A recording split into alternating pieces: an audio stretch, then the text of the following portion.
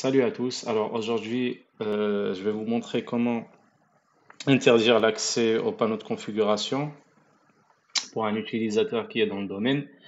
Donc, la dernière vidéo, je vous ai montré comment interdire l'accès au panneau de configuration sans Windows, donc sans domaine, sans rien du tout. Alors aujourd'hui, je vais vous montrer comment faire sous Windows Server. Alors, Euh, une fois que vous êtes sur Windows Server, donc vous allez sur outils d'administration, utilisateur et ordinateur. Alors, une fois que vous êtes là, vous allez créer une GPO.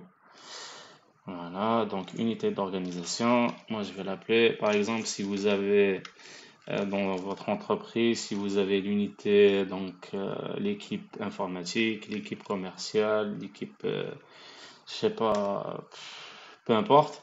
Donc vous pouvez créer chaque équipe. Donc par exemple informatique, je vais le faire. Vous décochez protéger le conteneur contre une suppression accidentelle. Je vais aussi créer équipe comptabilité.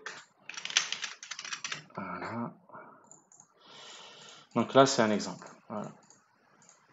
Une fois que vous avez créé les deux unités d'organisation, donc moi j'ai déjà créé sur la vidéo précédente, j'ai déjà créé l'utilisateur test 1, mais je vais en créer un autre. Donc utilisateur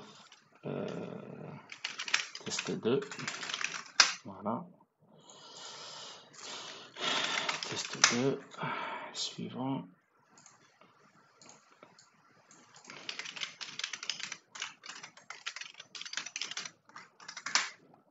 Terminé. Alors, une fois que vous avez créé vos utilisateurs, donc faut aller dans le gestionnaire de serveur, donc groupe, stratégie de groupe, outils, gestion de stratégie de groupe.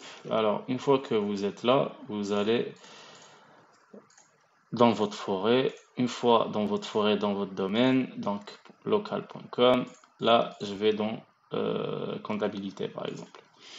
Donc sur comptabilité, genre vous voulez limiter l'accès aux comptables qu'aux informaticiens. Donc je vais cliquer droit sur comptabilité, créer un objet GPO dans ce domaine.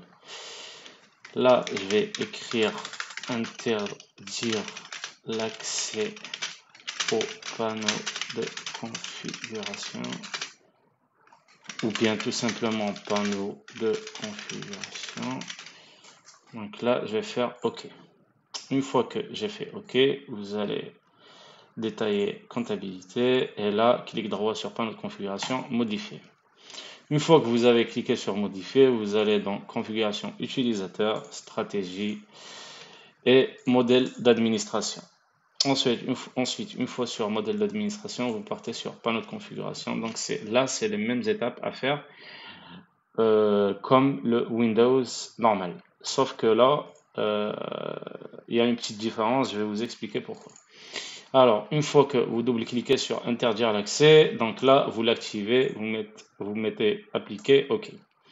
Donc, une fois que c'est fait, vous sortez comme ça et vous retournez aux utilisateurs et ordinateurs Active Directory.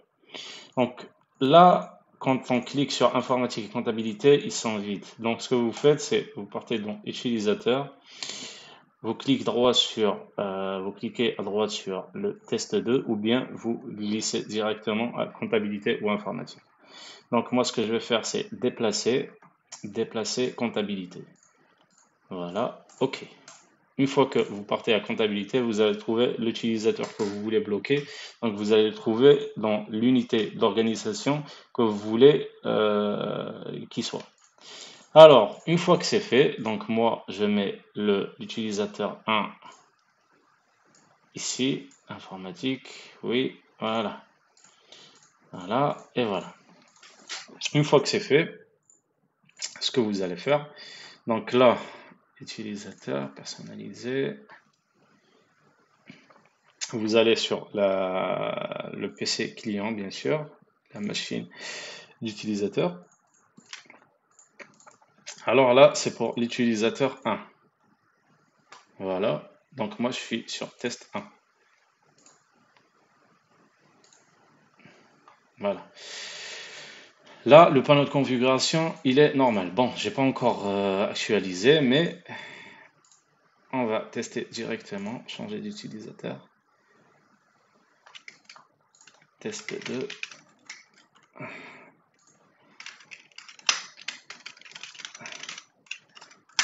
Et voilà.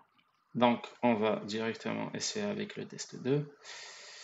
Bonjour, bienvenue. Ok, ok, ok.